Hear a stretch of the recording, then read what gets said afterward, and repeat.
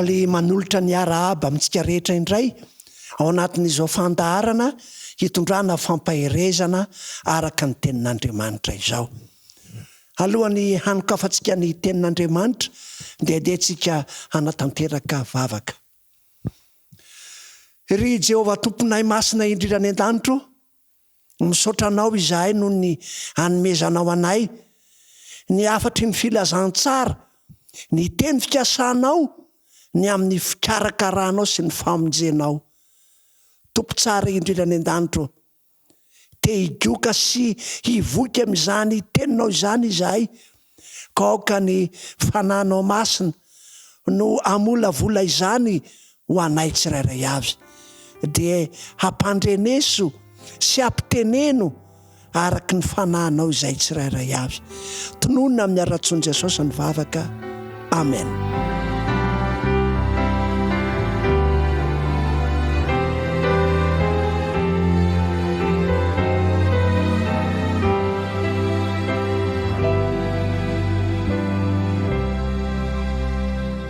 Amin'ity fotoana ity dia ny fampianarana ao amin'ny Kristy izay no lohahevitra handraisantsika ny fampaherezana.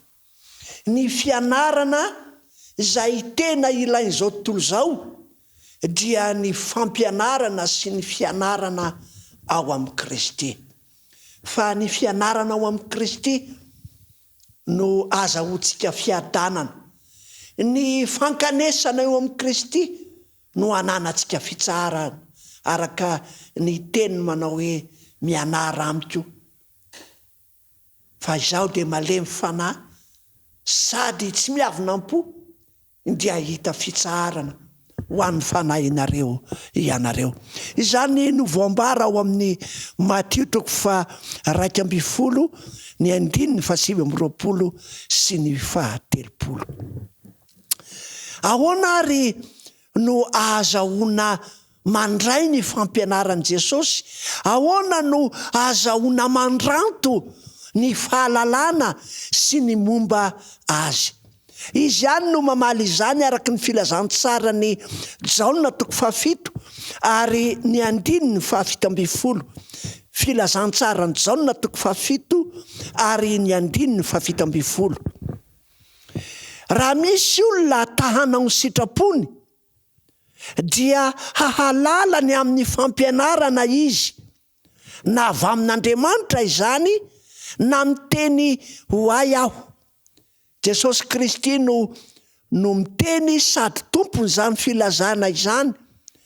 Fa raha misy olona tahanao ny sitrapony dia hahalala ny amin'ny fampianarana izy, ary dia hiavaka aminy ny hoe izao no avy amin'Andriamanitra ary izao no tsy avy amin'Andriamanitra. Zany hoe ny fampianarana sy ny fianarana ao amin'ny Kristy dia tsy mitondra fahalalana ho antsika raha tsy miditra ao amin'ny fanatanterahana sy fanaovana ny sitrapony isika. Fa raha misy olona tahanao ny sitrapony dia hahalala ny amin'ny fampianarana izy. Matoa zany tsy mahafantatra ny hatsaran'ny fitsaharana omeny amin'ny sabata dia tsy te hiditra ao anatin'ilay fitsaharana izay omeny aho. Raha mahatamana ny zavatra zao tontolo izao dia tsy te hiala amin'ny sitrapony zao tontolo izao aho, dia tsy ho tiako mihitsy ny hanao ny sitraponina n'Andriamanitra zay masina sady tsara. Fa raha misy mifidy sy mandray anjara ao anatin'ny fanaovana ny sitrapon'Andriamanitra dia halala ny amin'ny fampianarana izy. Engane, isika rehetra dia hifidy ny hiditra sy hanatanteraka ny sitrapony dia ho hitantsika ny amaminy izany fampianarana izany. Jesosy Kristy dia aseho amin'ny endrika maromaro ao anatin'izany teniny izany. Jesosy Kristy no sekoly ivitoerana tsara indrindra ho fianarana ao antsika. izy no fianarana. Ary ny amin'ny toetrany sy ny fiainany, izany ihany koa no taranja tsara indrindra ianarana. Engenenao hanaiky an' Jesosy ho ivotoerana, anovozanao fahalalana, ary maneke azy ho fototry ny fahalalana, ho matière de base ao anatin'ny fiainana maha-kristianina. Ary mihoatra lavitra noho izany, de maneke azy ho mpampianatra anao, dia ahita fombiazana ianao. Hoy ny apôstôly Paoly raha nandray ny fampianaran' Jesosy izy, rehefa nieniny toroteny nataon'ireo apôstôly izy, isan'izany ihany koa ry Stefana zay diakona maty martiora, na eniny toroteniny izy, dia latsaka tao am-pony zany toroteny zany, fa saingy kosa ny ziriziry sy nanetsi-tadiny ny amin'ny fampianarana sy ny filazantsara zay reny izy. Kanefa rehefa nazoto tamin'ny fanenjena izy ka ny fanena tamin'i Jesosy, ary naveriny Jesosy tao aminy avokoa reo fahamarinana zay reny, de izany ny fahazavana zay tonga taminy. Ary zany fahazavana tonga taminy zany de natonga azy ikarapoka sy ho jambo. Dia izao no ambarany ity apôstôly ity, araka ny bokin'ny Efesianina. Efesianina 4 ary ny 2 sy ny 4. Manahoana ny amin'ny fianarana an' Jesosy? Vakitsika amin'ny anaran'i Jesosy Kristy Tompo ny teny. Efesianina 4 ny 2 ka 4. Fa ianareo kosa dia tsy mba toy izany no ny anaranareo an Kristy, fa raha izy tokoa no renareo, ka tao aminy no nampianarana anareo araka ny fahamarinana zay ao am' Jesosy, mba hialanareo ny toetra taloha araka ny fitondratena fahiny izay miasimba araka ny filan'ny fitaka, fa mba ho avozina kosa ianareo amin'ny fanahin'ny sainareo, ary mba ho tafinareo ny toetra vaovao izay noforonina araka an'Andriamanitra amin'ny fahitsiana sy ny fahamasinana momba ny fahamarinana. Anotranteriny Paoly tsara eto fa ny kristianina dia tsy mba toy izany no ny anarana an Kristy. Kristy no fianarana, ary Kristy no ivotoerana, ary Kristy no taranja. Raha izy tokoa no renareo, ary tao aminy no nampianarana anareo, engane isika anaiky ny Kristy eo amin'ny fiainantsika, ka anaiky ny anatra avy amin'ny toetrany, anaiky ny oam-piainana zay masina ny ainana, de ho tafita any amin'ilay fiainana mandrakizay, ka tao aminy no nampianarana anareo araka ny fahamarinana zay ao am' Jesosy. Inona ny vokatry zay hoe nampianarina tao am' Kristy, nanaiky an Jesosy ho mpampianatra? Inona ny vokatry zay? Mba hialanareo ny toetra taloha araky ny fitondratena fahiny izay miasimba araky ny filan'ny fitaka. Ny zavatra voalohany zay mitranga sy miseho rehefa mandray ny fampianaran' Jesosy sy manaiky ny fampianaran' Jesosy ny tsirairay avy, dia miala lay toetra taloha, tsy mipetraka ary tsy tokony fesy taizantsika tsony ny toetra taloha araky ny fitondratena fahiny izay miasimba araky ny filan'ny fitaka. Engane zao tenin'Andriamanitra izao, hampiongotra, hampiala, hamono re toetra taloha izay mety ananana. Mety avinavim-panahy zany, mety ho falemena ranofo amin'ny zavatra tsy akasitran'Andriamanitra ho atao zany, reny fitondran-tena fahiny reny, dia aoka ho voaendaka zao tenin'Andriamanitra renao zao.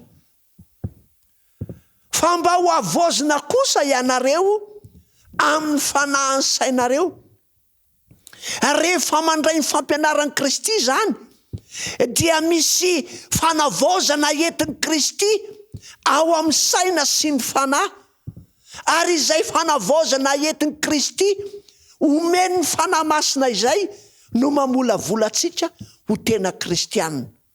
Ary isan'izany izao tenin'Andriamanitra ifampaherezana izao, ary ny vokatra izay fanavozana entin'ny fanahy masina izay ao amin'ny saina sy eo amin'ny fanahintsika, dia manjary mitafy ny toetra vaovao avy aminy isika izay noforonina araka an'Andriamanitra. Andriamanitra ny mamorona azy, Andriamanitra ny mamolavolatsika. Ny anjarantsika dia ny manolo-tena hoe ao aho hianatra, ao aho manaiky ny fampianaranao. Ny any ataontsika dia ny miditra eo amin'ny sekolin'i Kristy mba hahatonga antsika ho mpandresy, mba ho tafianareo ny toetra vaovao izay noforonina araka an'Andriamanitra amin'ny fahitsiana sy ny fahamasinana momba ny fahamarinana. Manamafy izany izy ao amin'ny bokin'ny Kolosianina toko faharoa, Kolosianina toko faharoa ny 2:9, hoy izy amin'ny anaran'i Jesosy Kristy Tompo no amakitsika ny tenin'Andriamanitra: koa tahaka ny nandraisanareo an'i Kristy Tompo, Jesosy Kristy Tompo, dia mandehana ao aminy arak'izany. Tahaka ny nandraisantsika ny Jesosy ho tompo sy mpamonjy ny tenatsika, dia tahaka izany ihany koa no andehanantsika hizorantsika ao anatin'ny fiainana miaraka aminy. Tsy hoe mamorona zavatra hafa akoatran'ilay noraisintsika isika, fa izay noraisintsika taminy, izay neketsika taminy, dia izay no aseho sy abaribary eo amin'ny fiainantsika. Ary rehefa mandeha ao aminy isika, dia zao no ambarany eo amin'ny 7:7, ka mamaka tsara sy miorina mafy ao aminy, ary tafatoetra amin'ny finoana, toy ny efa nampianarana anareo ka mahazo toa amin'ny fisaorana. Toy ny efa nampianarana anareo, zany hoe ny fiainana kristianina zany dia ny fanekenanao ny sitrapony. Toy ny efa nampianarina anareo, noho izany dia mila mamaka tsara, miorina mafy ao amin'i Jesosy isika. Ny fampaherezana tonga antsika ho any amin'ny fiainana mandrakizay dia ny andehanantsika toy ny nandraisantsika an'i Jesosy, dia mamaka tsara, tsy mivembena, tsy miroroa tena, miroroa saina, fa aoka toky mamaka tsara, miorina mafy ao amin'i Jesosy, toy ny efa nampianarina anareo ka mahazo toa amin'ny fisaorana. Tandremo, fandrao misy mahalasa anareo ho babo amin'ny filôzofia sy ny famitahana foana araka ny fampianarana voatolotry ny razana, araka ny abedi-pianarana zao tontolo zao, fa tsy araka ny an'i Kristy. Manefa fampitandremana izy fa misy fampianarana hafa izay manohatra ny an'i Kristy eto. Ny voalohany amin'ireny dia hoe ho babo ny filôzofia, foto-kevitra izay mielipatrana, tiany be sy maro ny fahendrena araka zao tontolo zao. Aza takalo ny fampianaranao amin'i Kristy zany, ny famitahana foana araka ny fampianarana voatolotry ny razana, ny razana ihany koa akoatra ny fahendrena sy ny filôzofia, dia mametraka zavatra mifanohatra amin'ny amin'i Kristy. Engane iorina ao amin'i Kristy isika tsirairay avy.